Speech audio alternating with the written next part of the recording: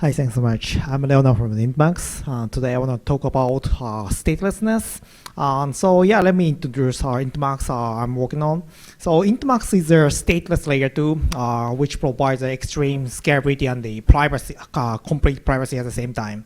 So in a Bitcoiner way of thinking, it's like applying the succinct recursive ZKP to RGB and then combining the plasma type exit, making our inheritance of security from Ethereum layer 1. And in our Ethereum way of thinking, I think it's like a hybrid of plasma and rollup. Rollup's inheriting the rollup security, and the scalability is like plasma. And so, oops. Oh, sorry. What's the difference of the layer, the EVM executions and our non-EVM executions, and the today happening on layer 1 or layer 2 space?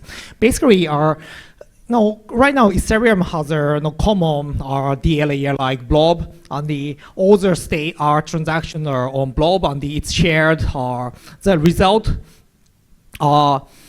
described as a state will be distributed to each state in each layer 2. And yeah, basically having a unifying one big layer 2 has the same scalability actually, because our blob have a common DA layer, and the DA layer is the bottleneck of the scalability, right?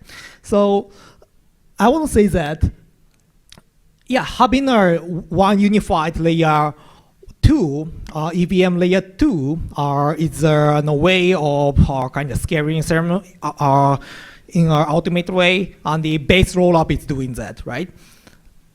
And yeah, so anyway, stateful rollups works like this way, not depending on whether or not it's divided or unified. So what is stateless layer 2? It's just having a hash on layer 1, and the DA, we can remove that from layer 1, and it's completely off-chain. So yeah, I want to tell how it works. So what is statelessness actually? So statelessness is all about, in a narrow definition or in financial cryptography, it's all about posting the limited data on chain, and it's an order 1 scaling. So no matter how many users come to the space, it scales order 1, the limited or the constant cost on layer 1. This is their statelessness. So how to make that? So I need to talk about the market tree, simply because our market tree is the most important part here. And at the same time, our market tree is the most important in this blockchain space actually. This industry is market tree industry actually. It's more utilized than blockchain itself, I guess. And what is market tree? So basically, you can prove that your asset data in our limited data, what we call root, and the root is a hash data. So you need to hash up each by each to make one final hash, which is submitted to on-chain, right? So if you have a $30 in the HK green block, green state, you can prove that by submitting the blue hashes or data to reconstruct the root by hashing, right? And you can do the same thing in HR state here. So yeah, how to make a statelessness? And the statelessness is all about the small block, right? And in historical way of thinking, you can remember that big block versus small block, right? And what happened? Small block is like limited block size and the scale with Lightning Network, right? And so Lightning Network is one of the stateless scaling on the RGB as well. And so yeah, being stateless, it's being small block while we can scale up blockchain. So yeah, then how to just post in the root on chain? It seems it's solved here, but the thing is not so easy.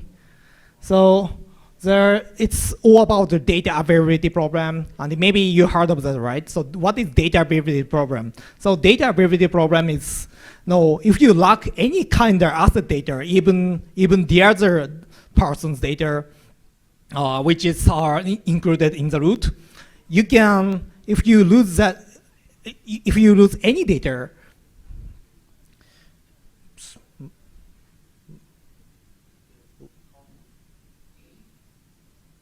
oops, yeah, here. So if you lack any data, you cannot have these data and the making kind of disturbing the reconstructing the root, right? So if you lack this data, the other one's asset, you cannot prove your asset. So basically, people can make a nuisance by this problem, right? So this is what we call data availability problem, and which is well found in Ethereum scaling community, basically Plasma community. And if you hear about the DA problem or DA layer or DA blah blah, it's all about this problem. So yeah, I think it's quite helpful to summarize this trend. So yeah,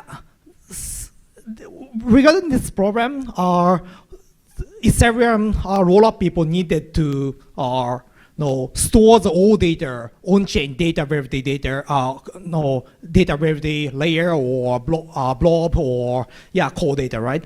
But yeah, if we can avoid this problem in another way, not posting data on chain or not kind of relying on DA stuff, we can have another solution. So yeah, this is a question, how to distribute the proof itself to user side. Yeah, actually, this is what RGB is doing. And if we combine with this idea with Plasma idea, we can inherit the security from Ethereum. And so, yeah, the problem is that root is always changing. So the given data will be no longer valid in the future, right? Because the block is always changing and the root is always changing because of the asset change of layer 2 database. So, but what if we can prove that there's no transaction after the block you are given that proof data? So basically what is happening in Intmax is like block producer distributes the proof to the user side directly and making this communication compiled in the ZKP circuit and basically ignorable communication to make a proof. And this old proof still be buried in the future because you can prove that you didn't spend the money after that. So this is all about the basic construction of statelessness. So at the same time, we don't have to post transaction on chain, meaning that you might have a strong privacy, right? And in the Intmax, basically we apply the ZKP on client side, so you don't have to expose any data on chain, and you can hide all the assets from any tracer. So it has a extremely strong scalability and privacy at the same time. So it's a bit stupid summary, but yeah, I think it works. And the statelessness and the statefulness, it's all about the trade-off. And I don't say that stateful is bad. And I'm a big fan of Ethereum, and of course, big fan of the other rollups, and they are stateful. And the statelessness and the statefulness is all about extreme scalability, privacy, and unstoppability, right? It's quite limited functionality in general, but it has more well-tuned, and the well-optimized scalability and privacy. And statefulness, it's very convenient and it's more programmable, but it has a limitation of scalability. And the statelessness, it's more all about having all online citizens and the internet users on this earth. So Maybe we short of time, so I no quick no explanation about this point. So, yeah, statelessness is under the discussion, and some people might say they're impossible, and actually it's proposed in their academic way, and yeah, there's no quite no correct state like linear size global state. It's like yeah, stateless. State who are no scaling or no frequent update of the no local proof is needed. It's meaning that if we summarize that, it's saying that stateless system need to have a inconvenient local proof update. But actually, we can avoid that problem and making our local proof updates very, very non-harmful. Basically, it doesn't harm anybody, and we can inherit their decentralization and security at any moment, even if we have a local proof update. So, yeah, we already talked about the intermax stuff, and it's had a compiled communication between the proof distributor and the proof kind of recipient. It's all about the user and block producer relationship. And this communication is compiled in ZQB circuit, and you can prove that after that proof, you didn't spend money, and it's completely removing the double spend problem. And okay, this is quite hard, in a nutshell. So, okay, it's all about Plasma, Intermax, and Lightning Network. And Lightning Network, so I don't say it's a fair kind of comparison, because this graph doesn't have a privacy or instant payment, instant finality like Lightning Network has, or the functionality which the other rollups have. But in terms of quite critical problems of UX and scalability, this triangle is super important, and it's kind of impossibility to remember, right? So statelessness and the offline safety, which is like whether or not you need to run node to be safe, to keep eye on the other stuff or like something like that. It's all about offline safety, and the capital efficiency is like you can use your money without preparing the capacity or kind of another type of deposit. It's capital efficiency program, and having this triangle is impossible.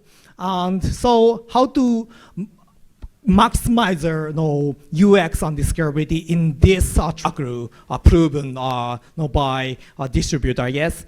And how to prove that your balance is enough. In our RGB, the recipient need to prove all the history of their transaction. And if we apply the recursive ZKP, it will be significantly efficient and private, simply because in the chain of ZKP, once you verify the previous ZKP, you can prove the entire history of UTXO on the ZKP at the same time. It's a constant cost in terms of data and computation, both of them. So it's quite important. And applying this kind of scheme in the history verification, yeah, you can have that the extreme and the constant scaling. So thank you so much. And yeah, we have many aspects and the scale more.